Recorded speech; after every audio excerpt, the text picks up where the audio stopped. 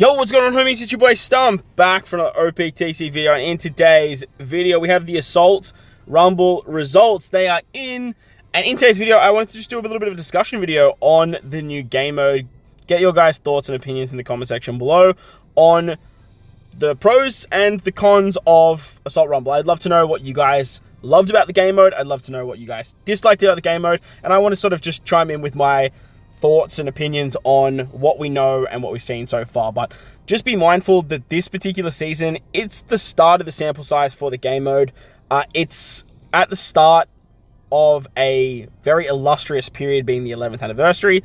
So this particular season will not reflect the next season, into the next season, into the next season. And that's assuming that they do this every single month on just like a regular end of month banners.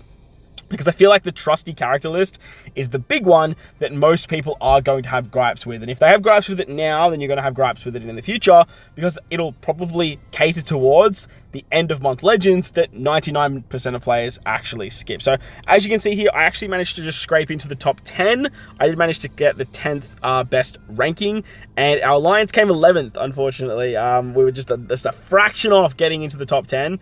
But look, getting 11th and is still very, very good for the first inning. So I'm very happy that I managed to sort of scrape into the top 10 for Rumble. As you guys know, Rumble is I love playing Rumble. It's probably my favorite game mode, along with like Grand Party and all this. And Assault Rumble, honestly, is up there. It's a very fun game mode for myself. But I understand that people have gripes with it as well. I enjoy it because I just enjoy the concept of PvP and how things run and how things rock. Obviously, the RNG factor was a huge problem, and if you weren't sort of spending gems on actually trying to get higher scores, then it was a little bit frustrating seeing people with higher scores than you with less investment, just because the RNG didn't favor your particular run. But basically, the way Assault Rumble works is there are 3 different fights. Starting at level 1, we had the Cross Guild fight, moving into the Akainu fight with the Admirals, which then moved into the Blackbeard fight. And then once you beat Blackbeard, it just repeated back the cycle, going back to Buggy, Mihawk, and Crocodile. That would send you to level 4, 5, and 6, back to Buggy, Crocodile, and Mihawk, going up 7, 8, 9. And then once you get back to the cycle, you hit the max level at level 10, which is where you will get the most amount of points. And your points are based on how much damage you guys can deal, because once you hit the max level, the characters don't actually die, they just hit a break status. And that allows you to just keep doing damage, which allows you to get more points. It also goes off your life score, and then you have a bunch of multipliers, depending on if you defeated the enemies, putting all of them into the break status, your trusty character bonus, and your level bonus being the max level. So that's how you attained the most amount of points per run. And basically what would happen is that you would only accumulate your highest score for each of those fights to tally into your total score at the end of Assault Rumble. So just be very, very mindful of that. So for the Akainu fight, that one was actually fairly challenging for a lot of people. Even with the top team, there was times where I actually died. I just didn't even complete the run. So that was a little bit annoying. I do know that a lot of people struggled with that Akainu fight. It was very, very challenging if you guys didn't have some of those bigger meta units. The Cross Guild fight wasn't too bad. I feel like that was probably the most accessible one, as decks have a variety of different characters. And then the Blackbeard fight, it was quite challenging in the sense that there was only 1 unit, so it was very hard to do damage. But the upside to that, once we cracked the code, was that he was very weak to action bind. Because there's only 1 character, you could just keep him in an action binding loop. Whether they meant to do this or not is a different story. But obviously, if you have 1 character compared to 4, it was a lot harder to do those big numbers against Blackbeard, because you don't have the sample size to hit as many units. So the goal against Blackbeard was to action bind. And I did a video with the teams that I used for this event, which we'll touch on now. But as you can see here, we do get the ranking rewards that will be given out from May 11th to the 16th. That was the season, and the personal ranking being top 10, and then the alliance ranking being rank 11. We'll be able to get those rewards now. I really like this screen. I think this would be really cool if they do this for Kizuna. It's a very, very nice touch.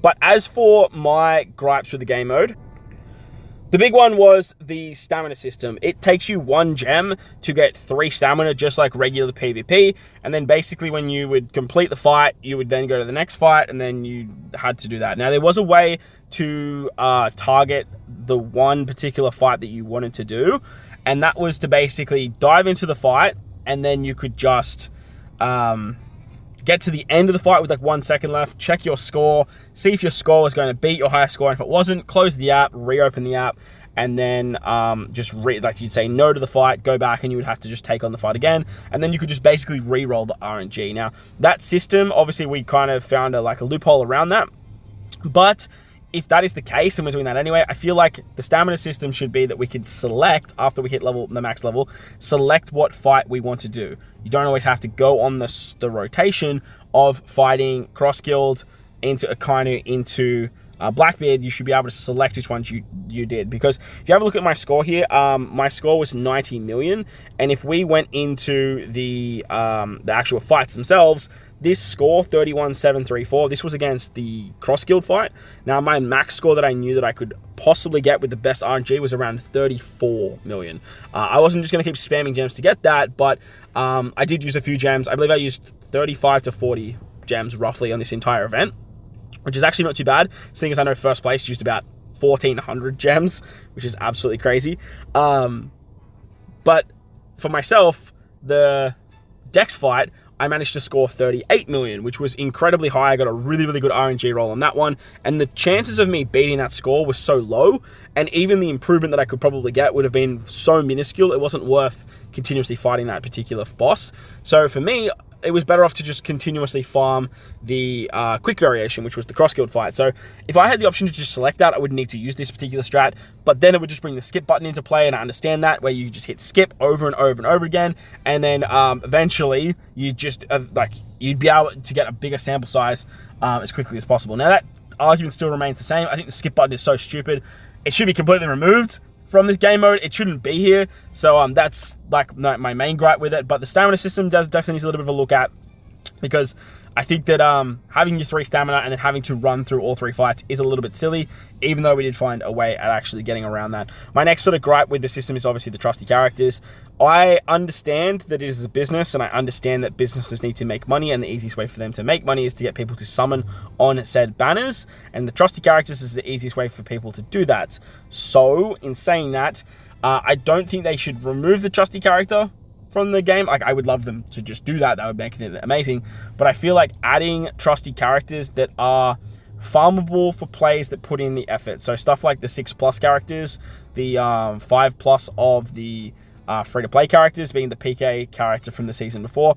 If you guys have that particular character, then you should get some sort of trusty bonus to separate you from the people that are just coming in, that would just summon on the banner and then just do some runs. Obviously, newer players aren't going to be able to benefit from that, but at least that way, like, if you're an endgame player, you're probably getting more points. The downside to that, though, is that everyone in that top echelon, so let's say the top 1,000 ranking, they will all have that particular, or those particular characters, so you're not really getting a leg up on some of the other players. But I do know that some endgame players like to skip 6+ and stuff like that, so you'll obviously get a little bit of a headway on them, but at the same time, like, it's not going to be like the be-all end-all for those particular rankings. So as you can see here, the top ranking was B-Mill on 96 million, so he only got 6 million more than me, which I think was the difference in the Dex fight.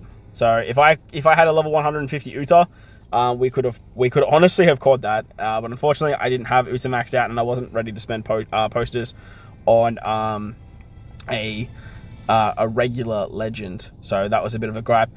Downside to these particular fights, obviously, is you do need a lot of investment. Like, that's obviously going to be a play into it, and then obviously the RNG factor is a bit of a gripe too.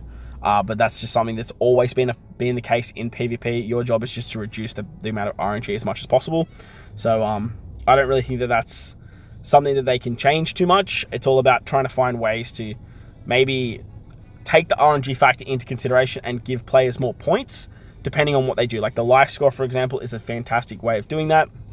Maybe if it's like, if you do a certain amount of debuffs, or if the enemy puts a certain amount of debuffs on you, then you lose points or you gain points. Make it a bit more intricate in that regard. But overall, I think it was a very, very fun game mode.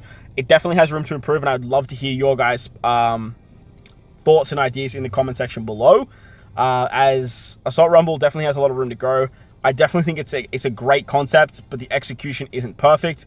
And usually the execution isn't perfect is because of the business side of things where they have to make money. And trusty characters is the one that lots of people are going to say, well, I didn't have Brook, I didn't have Zora, so therefore I was going to lose a lot of points. And in future months, when it's, say, the end of the month batch, let's take the last month's batch, for example, being the Alba, the Zora, the Mihawk, and the Mr. 3, lots of people skip that banner, so you would be in the same boat as everyone else. And that's probably where we're going to see more of a sample size.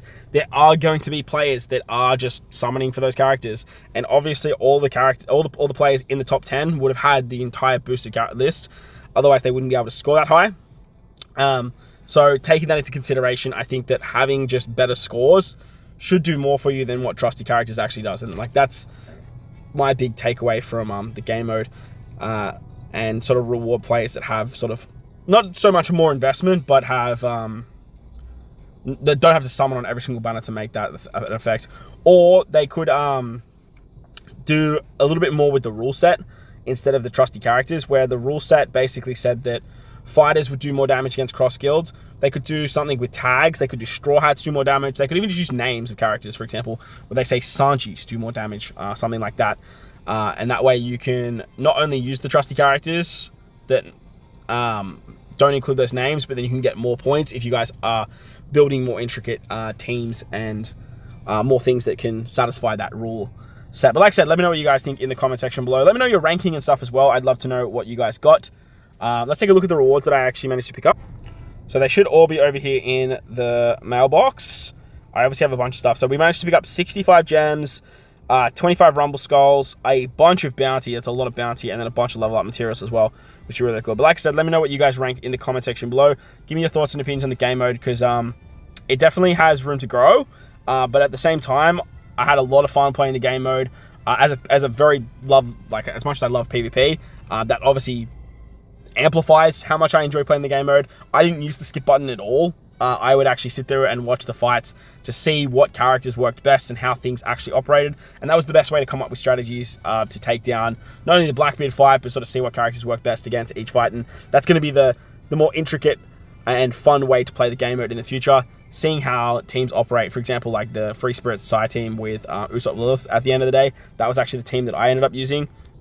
It looked a little something like this, and I think this is what separated me from some of the other top players, is that a lot of people were either using the shooter team that I put out in my video, or were just running a straight Psy sample team, where this particular comp was using Usopp and Lilith and managed to do some really fun stuff with Action Bind and stuff like that. So building intricate teams just like this one, obviously we knew that the staple strength team was going to be very, very effective, but obviously the Akainu with the Navy buff, he was a outlier that not a lot of people thought of straight away.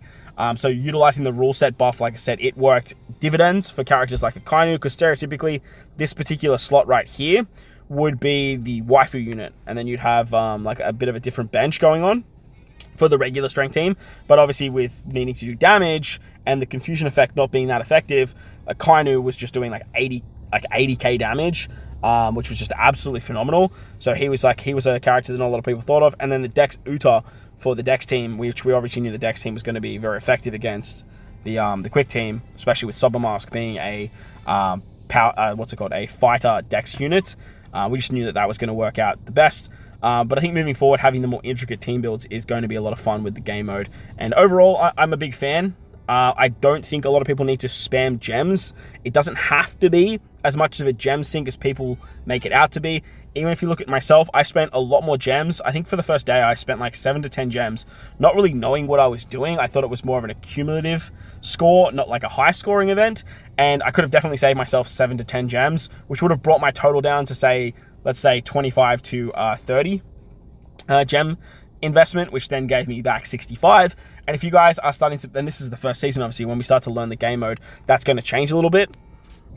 So that's just only going to improve over time, which eventually will mean that it's just another game mode and another way for you guys to acquire gems by playing the game in the future. But again, I understand that there are some gripes to it, being that some of the fights might have been a little bit too hard, like the Akainu fight, and then the trusty characters making things a little bit more challenging, and the RNG factor weighing heavily. But sometimes the RNG will work in your favor. It's the way that we play these gacha games. And there might be some seasons where you do really, really well, and other seasons where you do not so well for the least amount of gem investment. But that's going to wrap up the video. Like I said, leave your thoughts and opinions in the comment section below. While you're down there, but like button, hit the subscribe button, do all that good stuff. Most importantly, wherever you guys are in this beautiful world, please remember to enjoy the rest of your day. As always, homies, thank you for watching, and I'll catch you on the next one.